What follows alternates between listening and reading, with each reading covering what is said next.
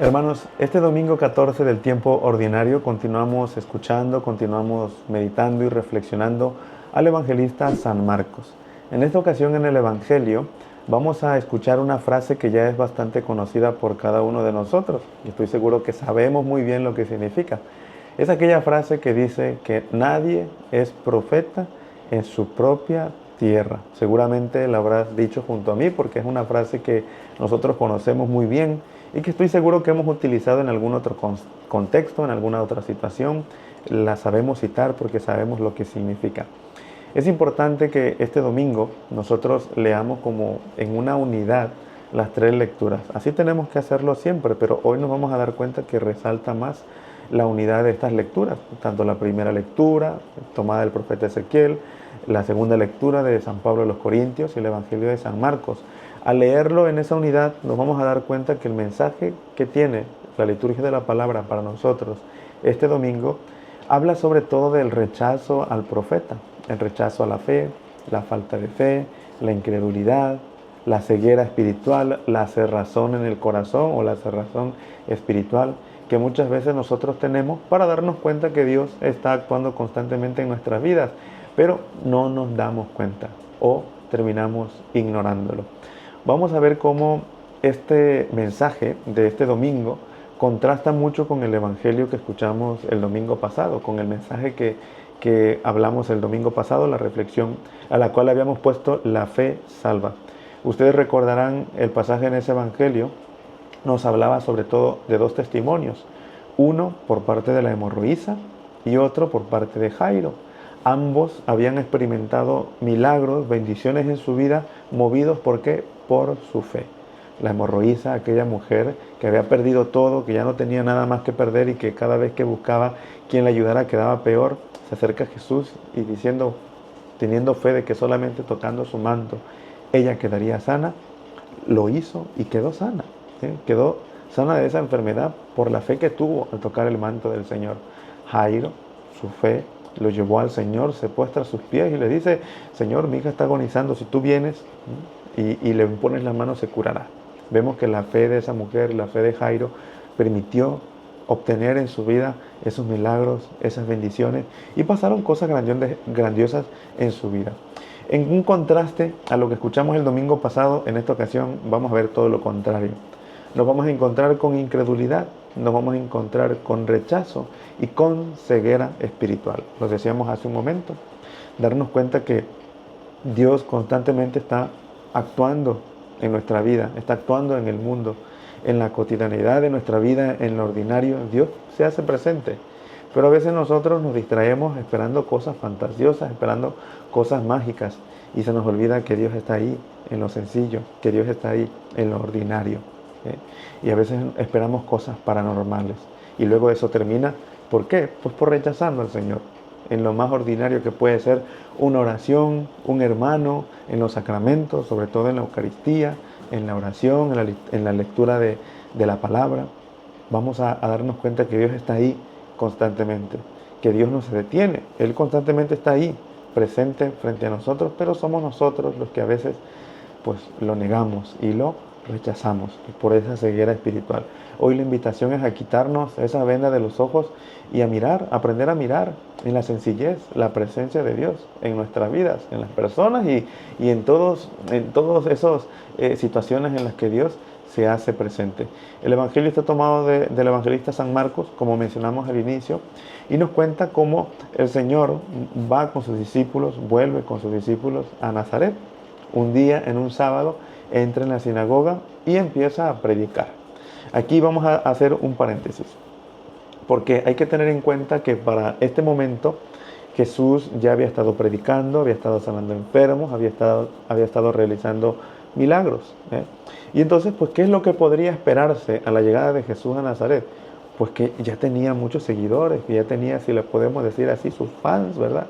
Ya tenía gente que le seguía, que creía que él era el Mesías. Y uno dice, bueno, va a su tierra y va a suceder lo mismo. Pero cosa curiosa, que no sucede así.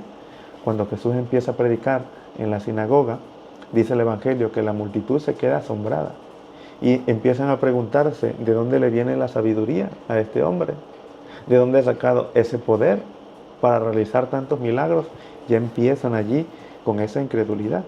Esto nos hace recordar también hace un par de domingos que escuchábamos la tempestad calmada. Ustedes recordarán cuando el Señor calma la tempestad, cuando el Señor calma la tormenta, y ante el miedo de los discípulos dicen: ¿quién es este? Hasta que el mar le obedece, ¿verdad? ¿Quién es este? Vemos ahí la incredulidad de los discípulos y ahora vemos la incredulidad de sus paisanos. Y dicen: ¿de dónde viene esa sabiduría? ¿De dónde le viene ese poder para realizar milagros? Y es ahí donde el Señor va a decir esta frase que nosotros conocemos: nadie es profeta en su propia tierra. Y dice el Evangelio que ahí el Señor no hizo ningún milagro, sino que solamente sanó a algunos enfermos y quedó asombrado por la incredulidad de esa gente. Y se fue a predicar a los pueblos vecinos. Esto es entendible de parte de los paisanos del Señor que puedan tener esta actitud de decir: bueno, ¿cómo es posible que aquel que nosotros conocimos, porque Jesús vuelve a su tierra, a donde Él vivió lo que nosotros conocemos como la vida oculta, hasta los 30 años. Y pues las personas de allí, los que estaban en la sinagoga, le conocían, seguramente lo vieron de niño, lo vieron de adolescente, trabajar con sus padres en la carpintería. Por eso le dicen: ¿no es este el hijo de María, el carpintero? ¿De dónde ha salido esa sabiduría? ¿De dónde ha salido ese poder? No es tan fácil creerlo, no es tan fácil creer que Él es el Mesías, porque lo han conocido. Ante la inmediatez, ante la familiaridad que han tenido con Él, pues cuesta un poquito más de trabajo. Pero fíjense, tengamos en cuenta esto: ellos no rechazan la sabiduría, tampoco rechazan el poder de hacer milagros, sino que rechazan la persona, la fuente, el origen. Están rechazando ¿a quién? A Jesús. No lo reconocen como el Mesías.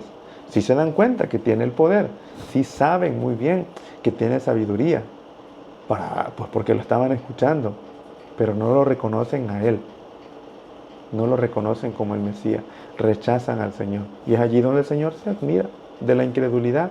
Dice: nadie es profeta en su propia tierra, y se va a los pueblos vecinos a predicar. Aquí también otro paréntesis, cerrando el anterior, otro paréntesis, porque el Señor no se detiene. El Señor sigue predicando, el Señor sigue mostrando su poder y su misericordia y su sabiduría.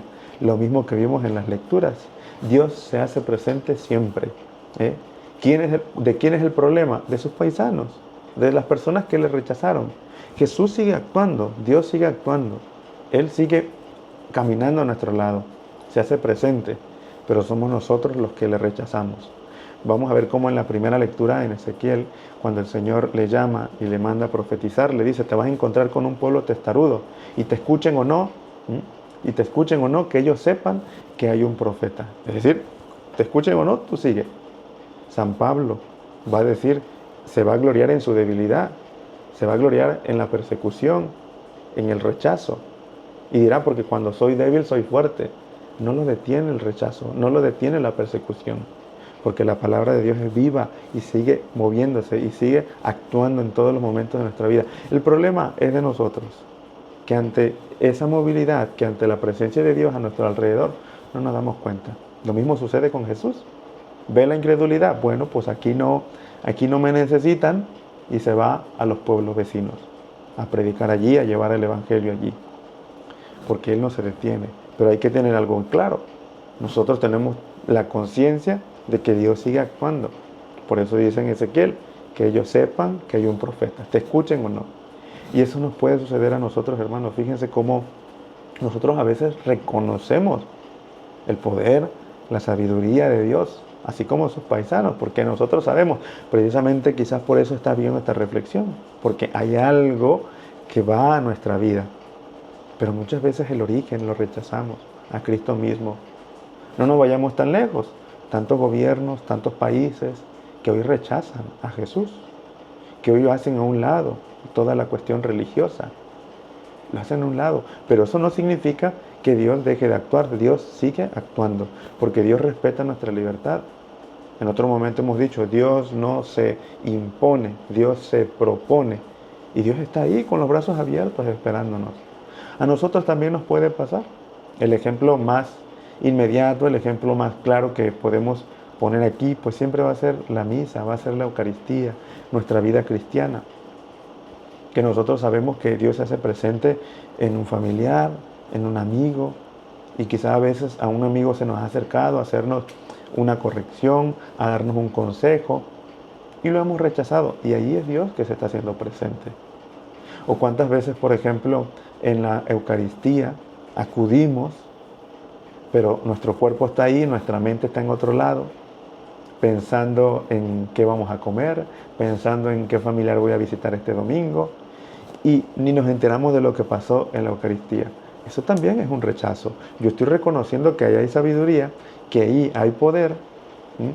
Porque por eso vamos, ¿verdad? Para escuchar al Señor, pero rechazamos, porque ya estando allí o nos distraemos o vamos con una ceguera espiritual que estamos escuchando, pero nada se nos queda, o no queremos poner atención, o cuando estamos en el Santísimo, miramos nada más la vela como se derrite, que la flor se está marchitando y muy poco tiempo dedicamos a hablar con el Señor. Yo estoy yendo allí porque reconozco su sabiduría y sé que Él tiene poder para actuar en mi vida, pero lo rechazo a Él cuando pierdo toda esa actividad de Dios que puede llegar a mi vida. Lo estamos rechazando, reconociendo, pero rechazando a Él, que es la fuente y el origen de toda esa vida, de toda la sabiduría, del poder. Cuando tú rechazas, cuando nosotros rechazamos a Dios, pues Dios pasa, ¿verdad? Porque Él no nos va a obligar para nada. Él quisiera que lo aceptáramos, Él quisiera que lo reconociéramos y que estuviéramos siempre ahí atentos. Pero Él no se va a imponer a nosotros. Él está ahí y se propone. Hermanos, que nosotros aprendamos a aceptar al Señor, aprendamos a reconocer su poder, su sabiduría en nuestra vida, aprender a quitarnos la venda de nuestros ojos para reconocerle en el hermano, para reconocerle en el sacramento, en la Eucaristía, en el Santísimo, reconocerle en nuestra sociedad. Dios se sigue haciendo presente, Dios está ahí, pero somos nosotros los que muchas veces tenemos una venda en los ojos. Hoy también podemos poner a ejemplo de la Virgen María, que ella fue quien lo reconoció.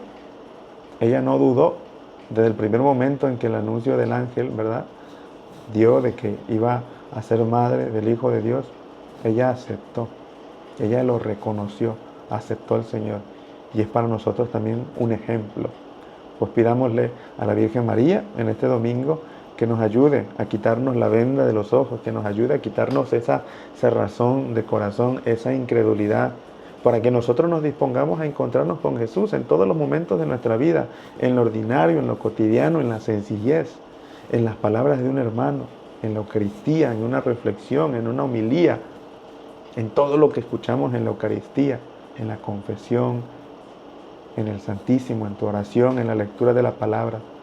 Tantos encuentros que podemos tener de nuestro Señor y que a veces, pues por nuestra ceguera espiritual no nos damos cuenta. Y luego decimos que Dios no nos escucha, pero somos nosotros los que no nos acercamos o que nos estamos acercando de la manera incorrecta. Pues que es nuestra Madre nos ayude, que nos interceda por cada uno de nosotros para que nosotros podamos quitarnos esa venda de los ojos, esa cerrazón de corazón, y que nosotros nos podamos abrir a nuestro Dios para reconocerle en todos los aspectos de nuestra vida. Que así sea.